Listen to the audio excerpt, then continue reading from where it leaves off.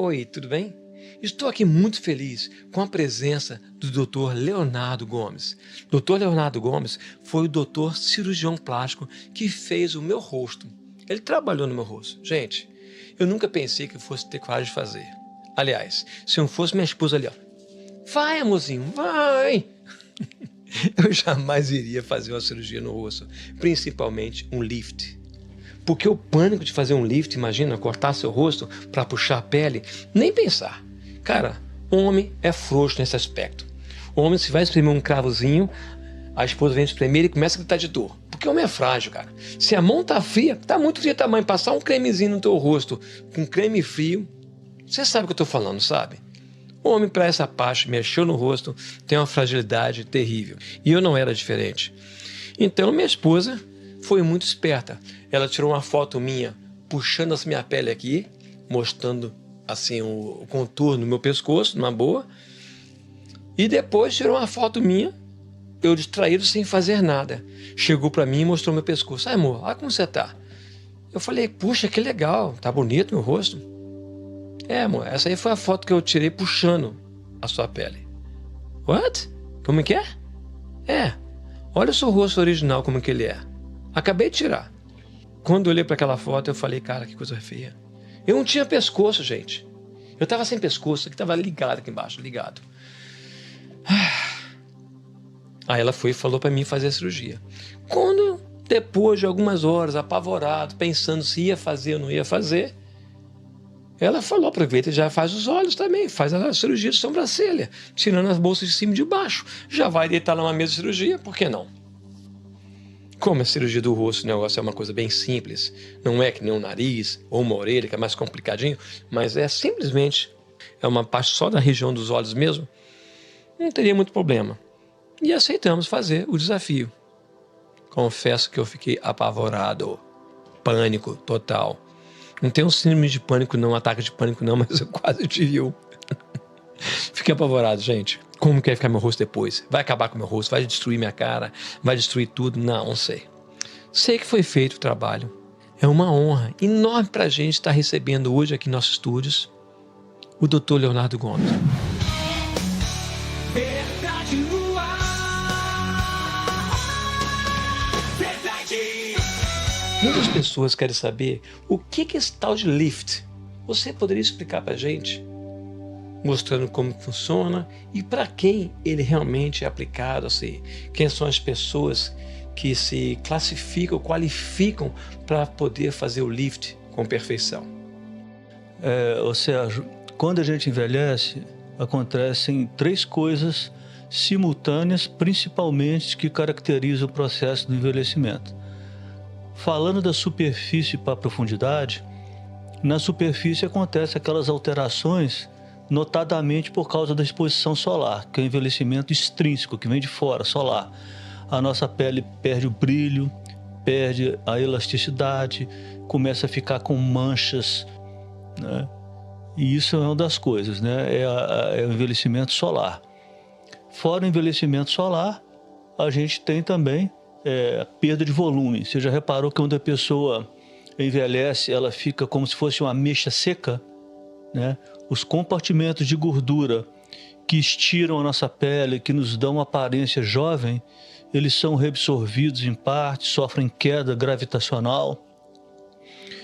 E então, além de ter alteração solar, de perda de volume pelo envelhecimento, a gente tem a queda dos tecidos, né? Então, a gente chama de pitose, é um termo médico que se refere a essa queda. E lift do inglês é suspender. Então, lift significa suspender aquilo que a gravidade fez cair. Quais são os sinais e que hora que é ideal para que a pessoa comece a procurar uma cirurgia facial? Então, como que você vai enxergar que você está na hora de fazer um lifting? Caracteristicamente, o lifting sempre foi uma cirurgia indicada para pessoas com uma face madura, que a gente chama, a partir dos 50 anos de idade, né? Tem muita gente que acha que lifting é só para velho, entre aspas, vamos dizer assim, né? Mas isso, na verdade, é um equívoco, porque, por exemplo, nos últimos congressos agora, a gente tem tido notícias de pessoas de 28 anos de idade, 30 anos de idade que operaram. Então, na verdade, depende de quão caída sua face está. Embora isso costume acontecer mais a partir dos 40, 50 anos de idade, tem gente que tem uma pitose facial precoce que merece indicação de lifting, né? Então, de cima para baixo, o que você percebe? Primeira coisa, a queda das sobrancelhas, né? As sobrancelhas caem e isso te confere um aspecto emocional de cansado, triste ou até zangado. Porque quando você está cansado, triste ou zangado, você fica com as sobrancelhas assim, caídas. Meio carrancudão. Meio carrancudo, meio cansado, né? Então, uma das partes do lift é suspender as sobrancelhas caídas. Outra coisa que acontece é o acúmulo de pele em pálpebras superiores, gordura em pálpebras inferiores. Essa região aqui do terço médio da face, ela cai, você fica com aquela cara de fofão, com aquelas bolas de gordura nessa região. Aparece isso aqui que eu já estou começando a ter, né? Porque eu estou com 59 anos, vou fazer agora em julho, que é essa região do pré-jaw, né? Isso aqui começa a ficar mais côncavo, forma aquela gordurinha aqui que é o jaw, propriamente dito, e a papada vai se formando, né? Então são esses aí os sinais que você observa no espelho que te fazem pensar que talvez fosse o momento de procurar assistência médica. Mas me fala uma coisa, qual o segredo do rejuvenescimento natural, sem exagero? Para a pessoa não precisar chegar antes do tempo, como você falou, a média é 50 anos para cima, mas tem pessoas que vêm antes. Qual seria o segredo da pessoa se manter o máximo possível, claro, para não precisar chegar a esse ponto? Então, o segredo que eu acho hoje em dia é... Não é congelar não, né? Ficar congelado. Não é ficar congelado, não. O segredo a resposta está na medicina regenerativa, né? Ou medicina integrativa. Isso aí é uma coisa que tem que tomar muito cuidado com esses termos, porque outro dia eu estava vendo que o Google até aboliu isso nos seus termos de busca, porque existe muita enganação nesse meio, né? É muito mais difícil um sujeito enganar com estética, é muito mais fácil um sujeito enganar com estética do que com neurocirurgia, né? Vamos dizer, porque com neurocirurgia você não vai sair abrindo a cabeça dos outros se você não tem o mínimo de preparo. Mas tem gente que acha que estética é fácil.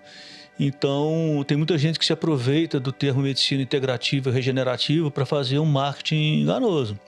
Por isso que o Google aboliu dos seus termos de buscas muitas coisas relacionadas a essas palavras. Mas eu tenho, inclusive, feito uma pós-graduação sobre isso no Einstein, até hoje é domingo, né? Sexta-feira à noite eu saí de São Paulo, estava nessa pós-graduação, e realmente isso é uma realidade quando realizado por pessoas sérias. O que a gente observa hoje em dia é que o corpo está totalmente integrado. Então, por exemplo, uma coisa muito importante para você prevenir Alzheimer, atividade física, puxar peso, aumentar teu bíceps, teu tríceps, né? O músculo manda mensagem para o cérebro. Você prevenir doença renal, atividade muscular, alimentação. Então, a saúde é um todo. Saúde emocional, tranquilidade.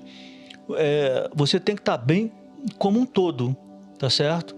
E aí você vai tomar os cuidados básicos com a pele. Então você vai fazer ginástica, você vai dormir muito bem, isso é super importante. Dormir bem é importante para sua saúde da face, para sua estética facial, tudo isso. Ter uma cabeça boa, trabalhar, descansar, né? Tomar os cuidados básicos com a pele. Toda a pele tem que ser hidratada, até mesmo a pele oleosa, porque junto com a hidratação se acrescenta vitaminas, antioxidantes, né, para poder retardar o envelhecimento.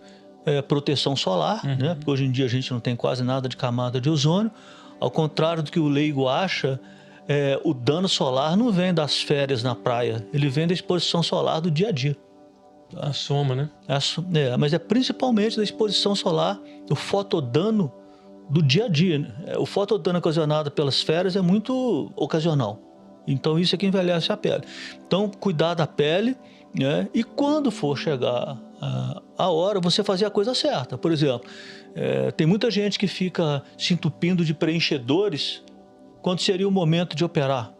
E pelo contrário também, se você operar um lift com 25, 30 anos de idade, na maioria das vezes não tem indicação. Seria apenas uma manutenção e uma saúde como um todo, a preservação da saúde como um todo. Então é se cuidar como um todo e saber encaixar os diversos procedimentos estéticos nos seus momentos específicos. É ter essa noção, né? Uhum. Quero falar que quando eu sentei com o Dr. Leonardo para fazer a cirurgia plástica, ele refez literalmente a minha cirurgia da pálpebra. Tirou aquela bolsa que eu tinha aqui em cima e a bolsa que eu tinha aqui embaixo. Se você chegar bem perto, vai perceber que não tem cicatriz nenhuma. Ficou um excelente trabalho, doutor. Mas realmente elas se sentiram mais novas? Muito. A cirurgia a gente nem fala cirurgia do olho hoje em dia, né? Uhum. A gente usa muito o termo cirurgia do olhar. Inclusive, em muitos trabalhos científicos, muitas mesas redondas, né? Palestras, em congressos, a gente ouve a indicação, né? E chega a constatação que quando o paciente não sabe o que fazer, às vezes o paciente chega e fala assim: doutor, eu vim aqui para você me dizer o que eu devo fazer. Né? Muitas vezes você indica começar pela cirurgia dos olhos. Você entende? Uhum. Agora, claro que quando a pessoa tem uma queixa específica, doutor, eu vim aqui por causa da papada, aí não se aplica. Mas quando a pessoa quer uma orientação, né, e ela não tem assim, uma definição prévia do que é exatamente, se ela tiver indicação, você indica a cirurgia do olhar, porque é uma cirurgia 3 em 1. Ao mesmo tempo que você fica com cara de mais jovem, você fica com cara de menos bravo, de mais descansado, mais tranquilo. Ela te transforma até no aspecto emocional, na aparência. Você fica com a aparência de melhor aspecto emocional. Pode até não estar dentro do seu coração, mas o teu rosto está espelhando isso. E muitas vezes existiam até filósofos, por exemplo, Sêneca dizia que aquilo que está no externo, o interno imita. Então, às vezes, a melhor estética externa te deixa melhor internamente também, emocionalmente. Então, assim, eu sou a prova viva, porque eu também não tenho foto para mostrar isso aqui, também nem sei se eu vou mostrar também, se acha, porque era muito feio. Mas quando eu mudei para Brasília em janeiro de 2010, em dezembro de 2009, vão fazer 15 anos ou mais, né? Eu tinha essas bolsas aqui, não eram grandes, não, eram imensas minhas bolsas. Muito plantão, muita cirurgia de 10 a 12 horas. Ela, né? Hã? Você levava a fazer feira. Trazia 3 melancia em cada bolsa. E aí eu operei em São Paulo, foi excelente para mim. Até hoje o resultado permanece, não piorou nada, continuo bem até hoje. 15 anos de cirurgia. Então, isso aconteceu comigo, eu sou a prova viva, para mim foi altamente efetivo, recomendo de olhos fechados. Olha, interessante, quando eu fiz a cirurgia, eu pensei que ia ficar cicatriz. Gente, não tem cicatriz nenhuma, nada, zero. Tirou toda a bolsa. Eu acho que é pela posição dos olhos, tem a pele que fecha ou abre o tempo todo. Então, não sei, camufla, não sei o que acontece, mas não ficou nenhuma marca.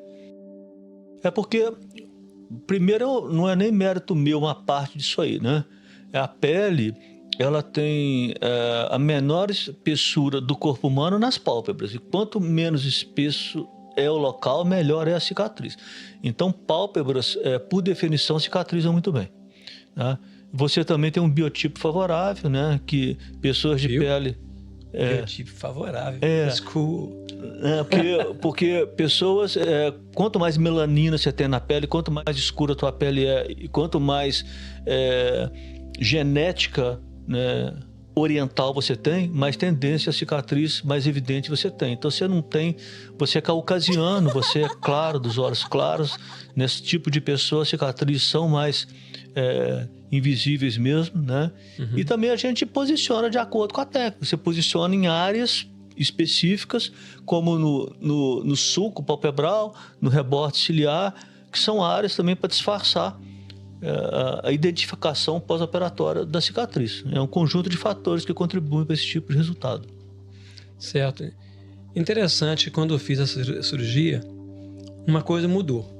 Depois que recuperou, né, saiu aquela inchaço, que não ficou nem tanto inchaço, na verdade, mas depois da recuperação, gente, não tem como explicar, mas a autoestima muda. Então, praticamente, minha vida inteirinha foi envolvida nessa parte, por trás dos bastidores. Nunca fui o cara que queria ficar na frente.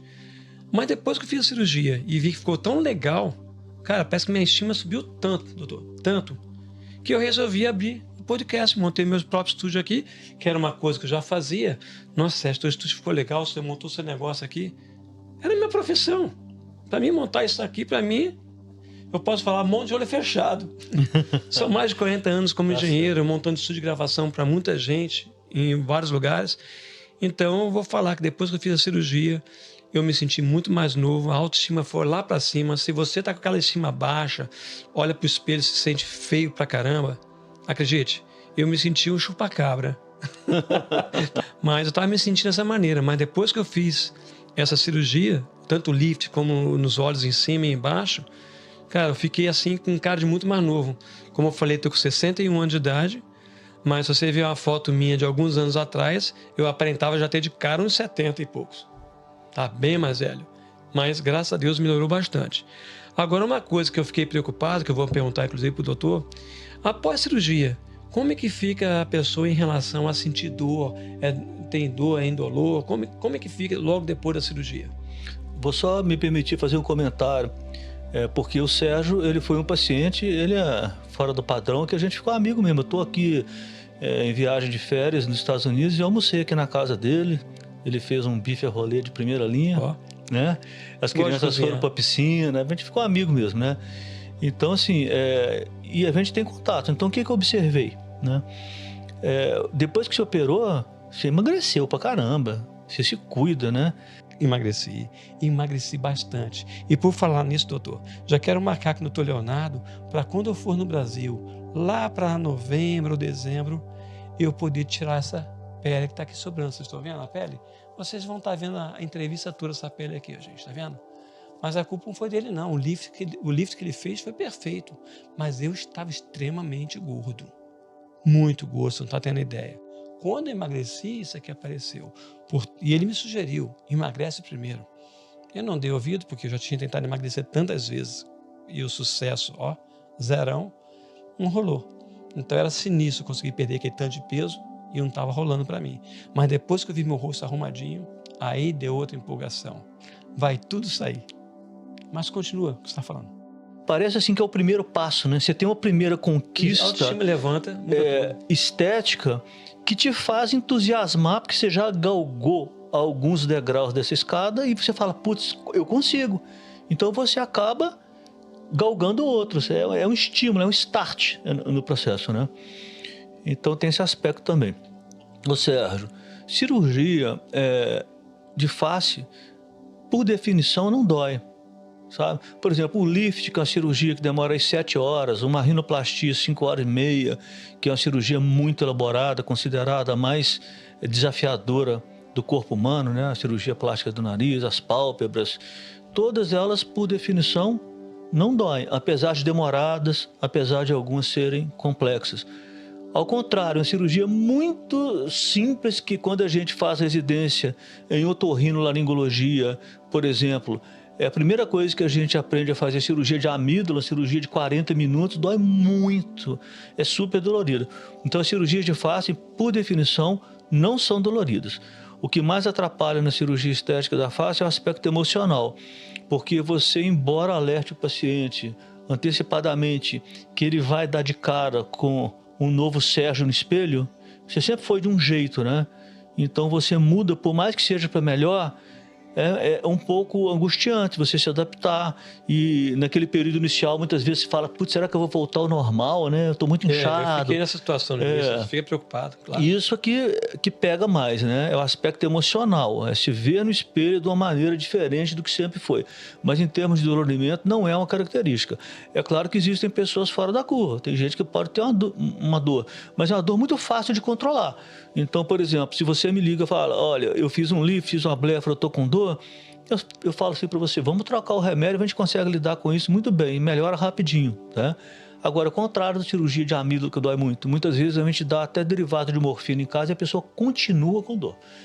Entendeu? Então, plástica de face, por definição, não é cirurgia doída, é muito bem tolerada. Engraçado, quando eu fiz a cirurgia de amígdalas quando era criança, minhas 2 irmãs sentindo dor pra caramba, aí no final deram sorvete pra gente no hospital, deram lá o sorvete pra gente. Minhas 2 irmãs não queriam comer porque eu não aguentava da dor. Mas eu era fominha pra caramba, peguei o sorvete das 2 e comi tudo. Vou perder a oportunidade.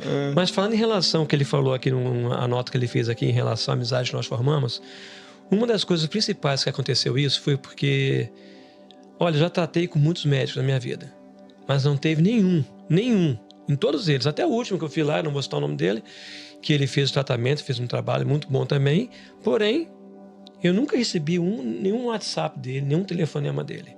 Enquanto o Léo, não. O doutor Leonardo, olha a intimidade já, tá vendo? É Léo. Não, tranquilo, é isso mesmo. Então, o doutor Léo, ele simplesmente me ligou no mesmo dia, me ligou no dia seguinte. 2 anos depois, continua me ligando. Sabe, uma assistência, assim, uma conversa tão legal. Aí ele bateu, perguntar como você tá, como está o desenvolvimento, me manda foto. Gente, eu nunca vi uma pessoa dando assistência como esse negócio. Assim, uma situação como essa, como o Dr. Leonardo fez. Isso, para mim, fez uma diferença muito grande. Eu acho que foi daí que gerou a amizade. Porque eu falei, cara, tá aí uma pessoa que não só fez o trabalho pelo dinheiro, que é normal, é a profissão, mas ele fez pelo amor, pelo carinho. Porque a pessoa que faz só pelo dinheiro, entrou lá, saiu de lá, fez a cirurgia, marcado, mais um. Você vira números.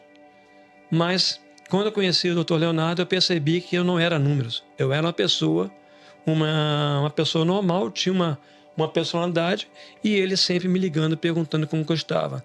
Ele, a mulher dele, que eu apelidei a mulher dele, a Fernanda, de Ninja. Chamando de Ninja, porque a mulher é fera também. Ela resolvia todos os pepinos que tinha que resolver. Deu assistência para poder ajudar mas não você, é assistência, né? comum, é assistência fora da média. Totalmente fora da média.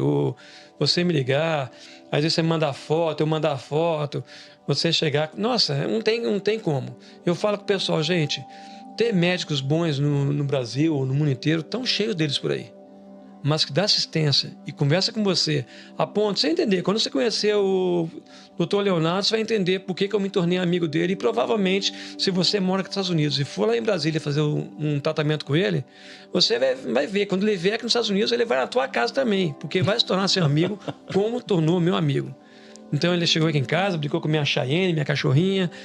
Então, tá em família, tá ele, vi os 2 filhos dele lindíssimos. Eu fiquei muito feliz demais. Então, gente, tem uma diferença em ser um médico normal e uma pessoa que, além de médico, é um amigo. E eu considero você dessa maneira. Eu não estou falando isso aqui por fachado, apenas por ser demagógico. Não, é a realidade. Agora me diz uma coisa, doutor. Quais são os erros mais comuns que as pessoas cometem ao procurar o rejuvenescimento? Rapaz, eu acho que assim, antigamente a gente tinha um canal oficial de comunicação no Brasil que se sobrepunha aos demais, que era a famosa Rede Globo de televisão. Hoje a gente tem milhões de redes Globo de televisão. Cada um tem o seu canal, como é o nosso caso aqui, né? Nós estamos fazendo entrevista, isso aí vai ao ar, né? Vai ser disseminado, pessoas irão assistir. E aí você perdeu um canal oficial, você tem vários, então cada um pode dizer o que quiser, né? Qual que é a verdade? Então eu acho que o leigo, com razão, fica muito perdido no meio de tanta informação e muita gente mal intencionada, sem noção, despreparada, oferece serviço. E às vezes o leigo acredita, por exemplo, que um lift é uma cirurgia dolorida, que o lifting dá um resultado antinatural, quando é justamente o contrário, né? Quem provoca aquela face totalmente artificial é a harmonização facial, que eu chamo de demonização facial. Que as pessoas ficam todas iguais, com os malares proeminentes, aqueles lábios de Pato Donald, aquela coisa toda. Patolino.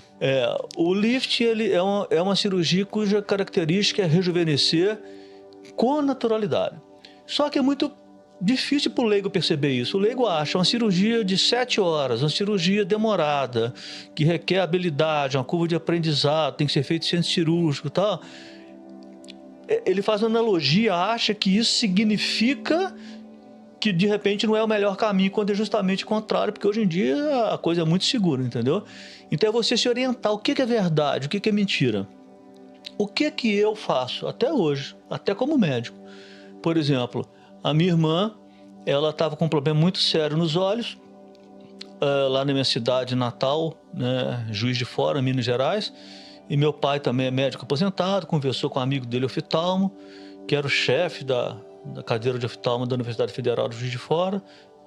Não descobriu o que ela tinha, era um caso super raro. Ela foi lá para o Instituto Hilton Rocha, super famoso em Belo Horizonte, não descobriram. O que eu fiz? Pedi auxílio para um grande amigo e médico, é o Dr. Fernando Ganança, é um médico amigo meu de São Paulo. Ele é assim conhecido no mundo inteiro, ele trabalha com distúrbios do equilíbrio, labirintite. Mas ele é uma pessoa muito querida, muito próxima, muito amiga mesmo. Então, eu tenho certeza que ele me daria o melhor caminho, sabe? Eu peço essa referência, Fernando, me salva, minha irmã está com problema no olho. Então ela foi encaminhada para o Dr. Wallace Chamon, que é um oftalmologista lá de São Paulo, que já tinha visto 2 casos na vida iguais ao da minha irmã e resolveu o problema dela. Então, o que eu acho? Nunca, assim, evite de ir no médico que você viu no Instagram com resultado de antes e depois, porque é muito fácil de ser manipulado com um programa de edição de imagem. Hoje com inteligência artificial você muda tudo. Às vezes o cara tem milhões de seguidores. Os melhores médicos que eu conheço não tem quase nenhum seguidor no Instagram. Não estou dizendo que médicos excelentes não possam ter milhares de seguidores, mas então fica muito difícil para o leigo se orientar. O leigo confunde seguidores no Instagram com currículo. Currículo é uma coisa, seguidores no Instagram é outra coisa completamente diferente, embora possa haver um conjunto de interseção nessa situação. Então, o que eu acho que você deve fazer? Da mesma forma que você vai procurar orientação para levar o teu carro que tem um problema no motor com um amigo, ou então, se você precisar de um advogado, você vai procurar dentro do teu ciclo de amizades indicação, com o médico a mesma coisa. Igual eu, médico, perguntei para o Fernando a indicação do oftalmo para minha irmã. Eu nunca ia procurar na internet isso. Só que muitas vezes o leigo procura na internet, não tem noção do perigo que está correndo. E tem muito doido por aí. Os leigos não têm essa noção, mas eu que participo de grupo de WhatsApp, só com médico, mostrando que isso não chega na mídia, né? Os casos, né, de resultado insatisfatório na mão de não médicos é assustador. Ninguém aqui é dono da verdade. Todo mundo pode ter resultado insatisfatório. Não é isso que eu estou querendo dizer. Você pode ter 50 anos de profissão e ter resultado insatisfatório. Agora, a chance de você ter um resultado insatisfatório, se você não é preparado, aumenta demais. É isso que eu quero dizer. Isso é verdade. Tem que tomar bastante cuidado, porque a pessoa que faz como você falou, no Instagram, propaganda, é muito fácil você manipular imagens nos dias de hoje. Você não precisa nem de Photoshop mais um dia. Você chega na inteligência artificial, algumas inteligências, pega uma foto sua antes, uma foto normal sua, me coloca dessa maneira com o rosto totalmente transformado. E ela faz os filtros, famosos filtros, né? Te coloca numa posição assim, fantástica. E o cara pega essa foto, posta essa foto no Instagram, dizendo que é fato. Aqui, como o nosso programa aqui está baseado na verdade no ar, então eu estou falando um fato de um caso que ele fez, que não é uma pessoa lá fora, fui eu. Eu sou a pessoa que sentei, que deitei naquela mesa de cirurgia e saí transformado ali, muito feliz pela cirurgia. Assustado, como eu falei nos primeiros meses, né? Claro, que é normal. Normal. Mas uma coisa interessante que eu gostei muito do Dr. Leonardo também é que ele é chato. Como assim chato? Não é chato mesmo.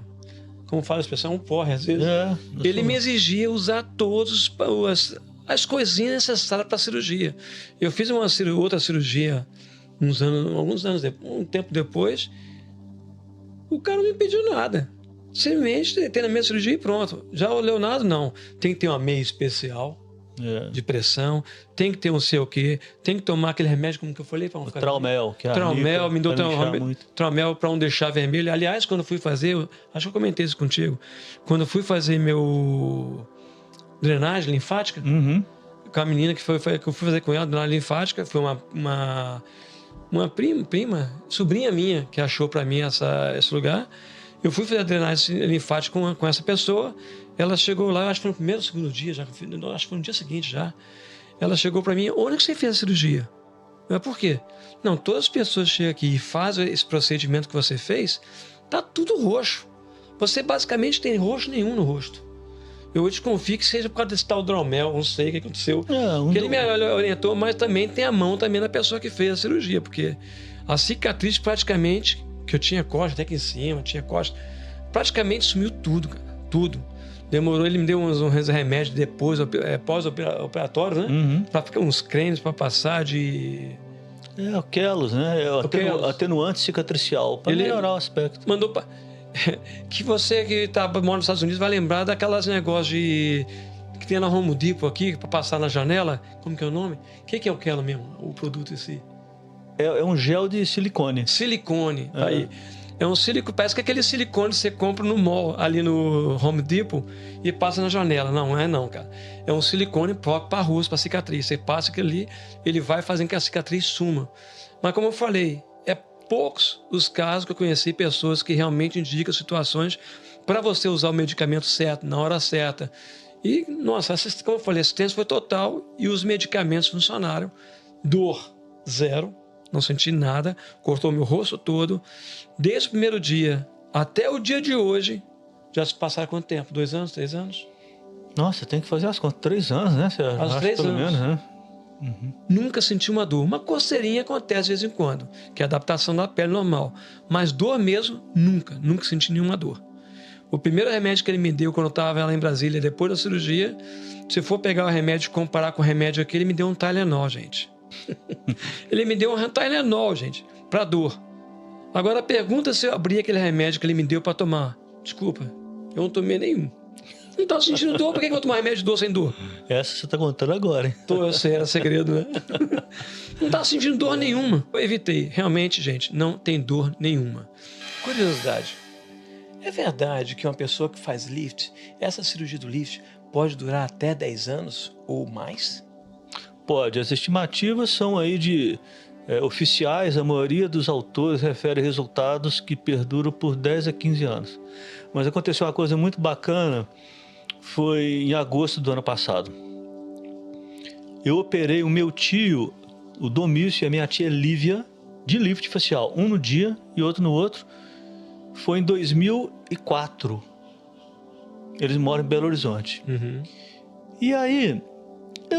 a minha tia, quando eu operei ela em Juiz de Fora, no Natal que ela passou lá em casa. Eles voltaram para Belo Horizonte. Na época eu morava em São Paulo ainda. E agora em agosto de 2024 teve o aniversário de 86 anos do meu pai. E no grupo de WhatsApp da família mostraram a foto da tia Lívia mais de 20 anos depois da cirurgia, e eu me surpreendi, porque é claro que ela já teria indicação de refazer algumas coisas, ela tinha caído aqui o terço médio de novo, já estava formando de mas a angulação do pescoço dela, ela tinha aquele pescoço assim, ó, que não tinha nenhuma angulação entre o queixo e o pescoço, permanecia em praticamente 90 graus depois de 20 anos. Eu mesmo fiquei impressionado. Uau. E eu fiz um post no Instagram sobre isso. Aí eu peguei a foto dela que eu tinha antes do lift e a foto do grupo de família, que está bem embaçada, que não foi feita com esse intuito, mas mostrando que aquele pescoço reto, depois de 20 anos, ainda permanecia com angulação próxima de 90 graus. Isso depende também de vários fatores, genética, uma série de coisas. O humor da pessoa também, né? Exatamente. Mas assim, em média 10 a 15 anos, mas alguns casos podem ultrapassar sim, como é até possível que um caso ou outro também dure menos, 8 anos, né? Mas a média é essa. Ele também fez a cirurgia, ele deu uma garibada no nariz da minha esposa. Ela estava meio assim, metidinha, narizinho empinado. Você pensa fazer o narizinho empinado? A minha esposa tinha o que ela tinha? Que desvio, um quê? Olha, Sérgio, eu nem lembro de detalhes, cara. Ela tinha um desvio do septo, né? Tinha um desvio. Que desfavorecia a respiração e uns aspectos estéticos também que eu não estou lembrado nesse momento. Mas ela tinha um nariz assim, que era assim, uma bolinha aqui. Tinha uma bolinha de palhacinho aqui. A ponta bulbosa que chama. E é isso que é o nome. Tá vendo? Eu não sei o nome técnico. Eu sei que ela tinha uma bolinha aqui no nariz aqui. Era bem esquisitinho, fechadinho o nariz dela aqui. Mas ele foi lá, fez a cirurgia, fez, não sei se é raspagem, não sei se teve, não sei, para tirar esse desvio, não sei. E ela ficou com o nariz maravilhoso, tá super feliz, tá aí metida pra caramba, coisa de mulher. Mas essa rinoplastia é isso? Rinoplastia, plástica de nariz. A pessoa pode fazer estética, ou seja, uma cirurgia, outro tipo de cirurgia, e a rinoplastia ao mesmo tempo, aproveitando a viagem, está indo em Brasília fazer uma coisa, ela tem como fazer, por exemplo, um exemplo aqui no caso, fazer o olho e o nariz. Pode. Ela pode fazer, ou fazer o lift, o nariz, vai ser, imagino, porque eu sei que o nariz é uma parte dolorosa. Uhum. Eu imagino que o nariz não é que nem o lift, que o lift não sei de nada. O nariz eu não sei como fiz. Mas eu penso que é um pouco mais doloroso essa área do nariz, é mais dolorosa um pouquinho. Muito pouco. É só se você, no pós-operatório, tocar. Mas dizer que você está vendo televisão e o nariz está pulsando de dor, praticamente não acontece, não. Não fica latejando nada, não. Não, o incômodo do nariz é o nariz tampado, porque ele incha por fora e por dentro, você tem uma certa dificuldade de respirar. Incomoda na primeira semana, dormindo meio mal, acordando de manhã cansado porque não dormiu bem. Imagine-se uma semana com a gripe forte. Seria esse o impacto da rinoplastia na tua qualidade do sono, no pós-operatório. É muito comum fazer a plástica junto com a cirurgia funcional. É claro, né? Você aproveita e mata 2 coelhos com a paulada só. Você provê fluxo respiratório, melhora a respiração, que traz qualidade de vida e também melhora a estética.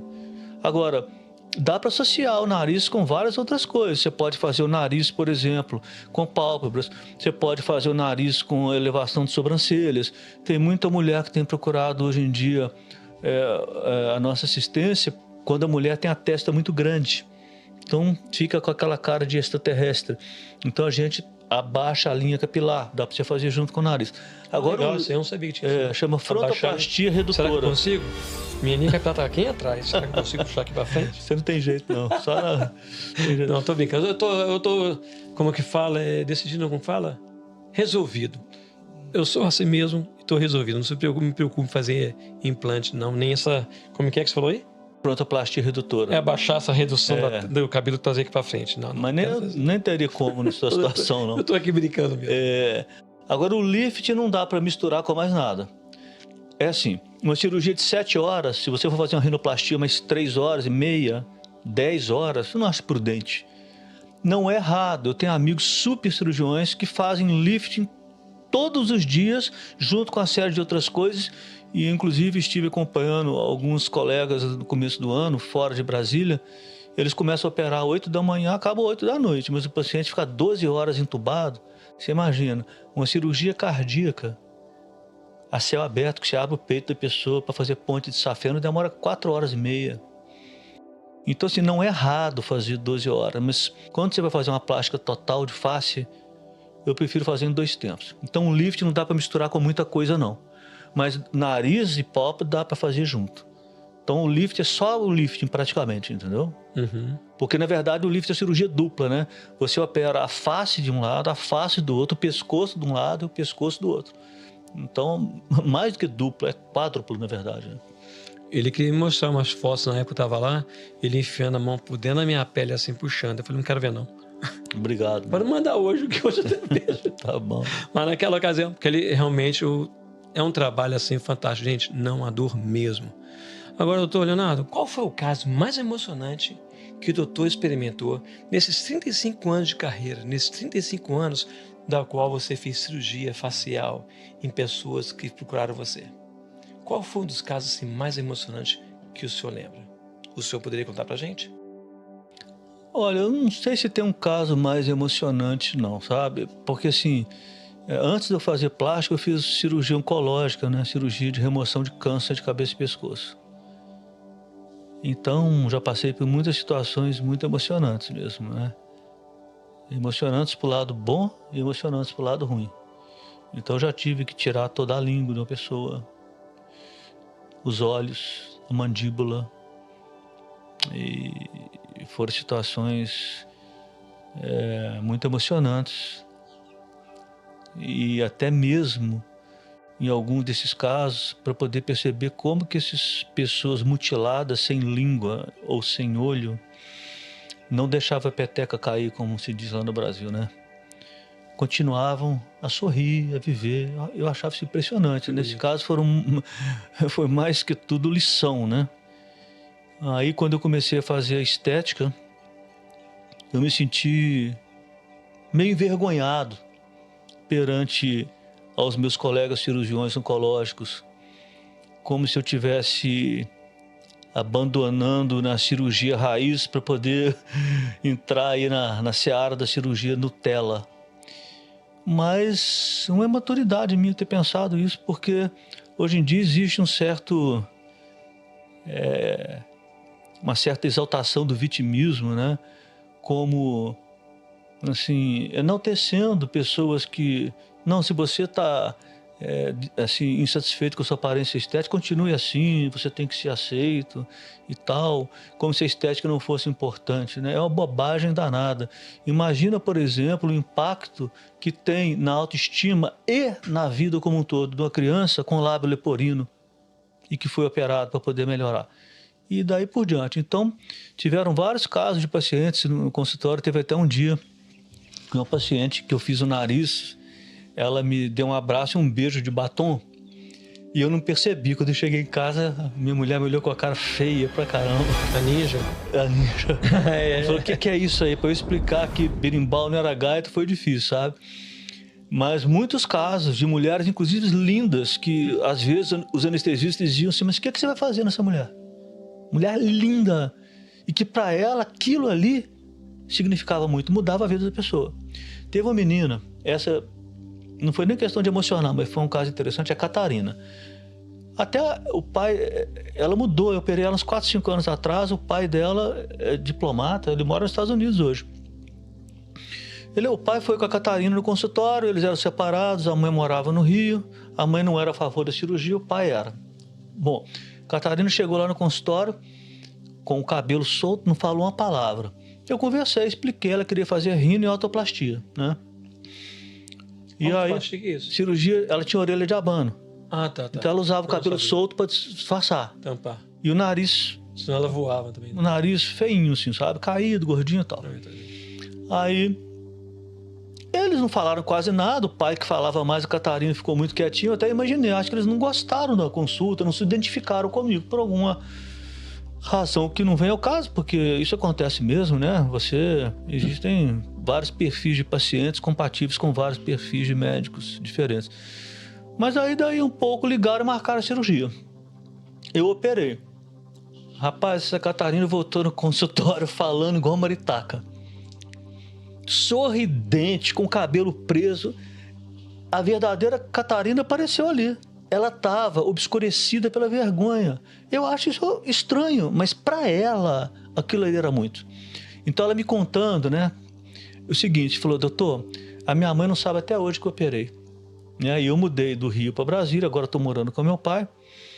E eu preferi não falar para ela, e ela fala assim, Catarina, filha, você tá tão linda, você tá com a aparência tão sofisticada. Brasília te fez muito bem, minha filha. Ela é, mãe. Então até hoje eu acho que a mãe não sabe. Então isso foi uma coisa que eu guardei, sabe? Desse tipo de experiência, sabe? Esse negócio da autoestima é sério, gente. Eu falo por testemunha pessoal. Ele tá contando uma história aqui, mas eu vivi isso aí. Sempre trabalhei por trás. Esse programa Verdade no Ar, os programas que eu faço aqui, os vídeos que eu faço, quem tá me acompanhando tá vendo. Vou te falar para você, eu nunca teria feito um programa desse aqui se minha autoestima não estivesse lá para cima, como de fato foi depois que eu fiz a cirurgia. Não tem como explicar.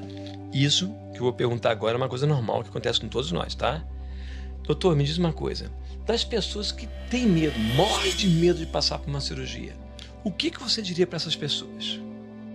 Olha, fazer cirurgia é igual andar de avião, né? Você tem que ter um bom piloto que é o médico. Você tem que estar num bom avião, não no teco-teco, né? Que é um bom hospital, uma boa clínica. Mas assim, a cirurgia hoje em dia é uma coisa extremamente segura. Tem 35 anos que eu faço isso.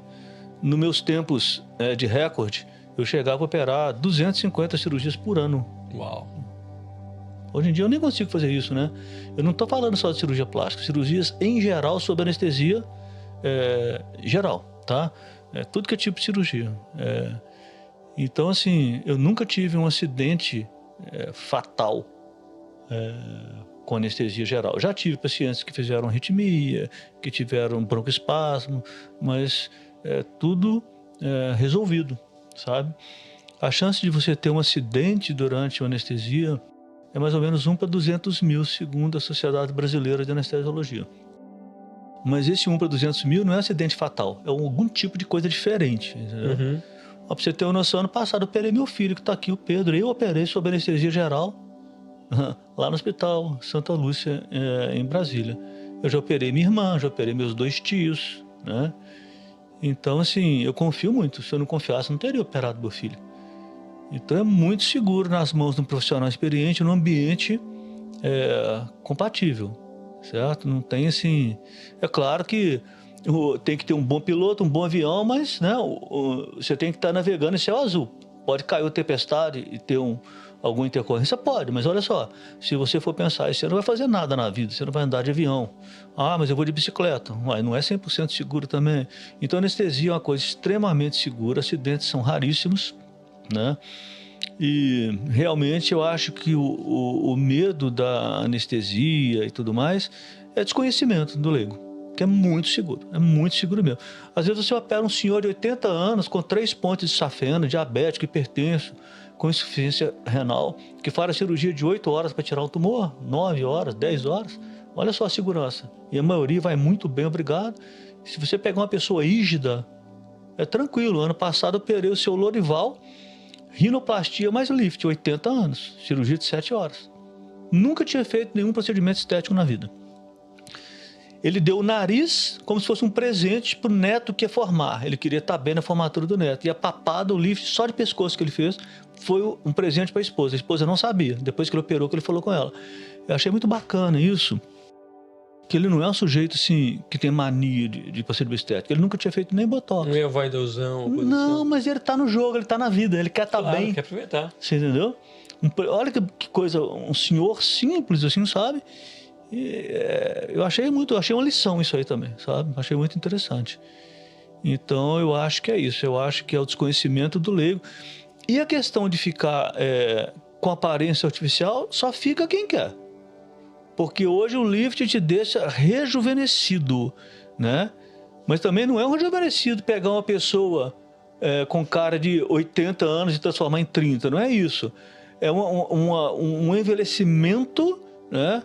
Saudável. Aquela pessoa que faz um lift é aquela pessoa para o qual os outros olham e dizem o seguinte: nossa, como você envelheceu bem. Envelheceu, tá face madura. Mas como você está bem, né? Que dá aquela impressão que a pessoa sempre se cuidou de todas as maneiras possíveis, sabe? Gente, você pode fazer uma mudança também na sua vida radical. Agora tem que ter coragem. É mexer no seu rosto, mexer nos seus olhos. Qualquer cirurgia que você for fazer, tem que ter coragem e tem que ter o primeiro passo. Não é verdade? O primeiro passo é fundamental. Mas não tem outro jeito, né? Viver é arriscar. Só que o risco tem que ser um risco calculado. Tudo que você faz na vida não é isento de risco, né? Eu vim aqui hoje para Orlando, peguei um avião, né? Peguei um avião de Brasília até o Panamá, do Panamá até Orlando. Agora aluguei um carro, estou indo na estrada. Existe risco? Existe. Vou fazer o quê? Vou ficar preso na bolha? Tem jeito, tem que viver, né? Fala um pouquinho do seu currículo, da sua experiência, da sua formação. Eu entrei na faculdade com 17 anos, acabei com 23. Depois eu fiz 3 anos de residência em otorrinolaringologia. Depois eu fiz 3 anos de mestrado em cirurgia de cabeça e pescoço reconstrutivo. Depois eu fiz 4 anos de doutorado em cirurgia cabeça e pescoço reconstrutiva. Eu fiz a minha graduação na Universidade Federal de Juiz de Fora, a residência em Sorocaba, mestrado e doutorado na Universidade Federal de São Paulo. E aí, durante a atuação na cirurgia oncológica de face, eu enveredei para a plástica facial. Eu não fui ser cirurgião plástico a princípio, né? Porque o que acontecia? A gente da cirurgia oncológica de face fazia chamadas derrubadas, né? A gente falava, hoje tem uma derrubada. 10 horas de cirurgia para arrancar o olho, a língua da pessoa e tudo. E depois entrava a cirurgia plástica, a equipe, mais 10 horas para reconstruir. Varava a noite, né? Mas eu não entrava, eu era da cirurgia destrutiva, da remoção da lesão. Né? Destrutiva, entre aspas, destruição do tumor, né? Aí a plástica reconstruía, mas às vezes eu estava acabando de fazer a parte de derrubada, de remover o tumor, e eu ficava com a plástica, eu não saía. E aí eu fui enveredando. E aí comecei a partir para a cirurgia plástica. Eu já fazia rinoplastia e orelha. Pela área.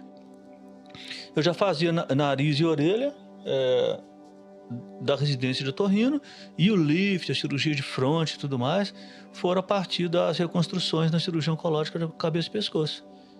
E aí, enveredei para essa área. Então, são 35 anos nessa luta aí. Você fez algum tipo de PhD em algum lugar? Então, na verdade, eu fiz um PhD em cirurgia oncológica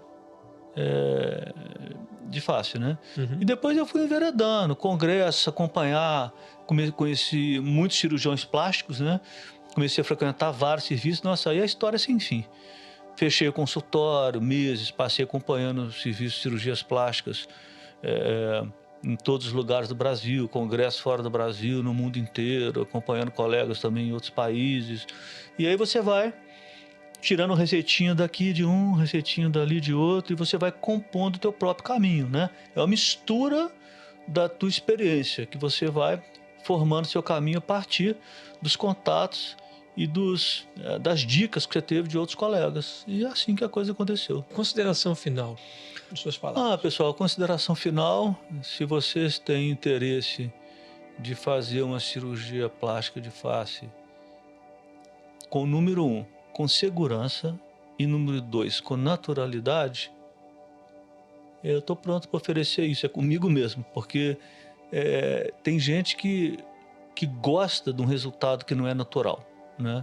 E tem médico que cuida desse tipo de paciente. Não é errado, é filosofia de trabalho. A minha filosofia de trabalho é resultado natural, mas presta bem atenção, resultado natural não significa que não seja exuberante nem impactante. Você só não vai ficar com cara estigmatizado de operado.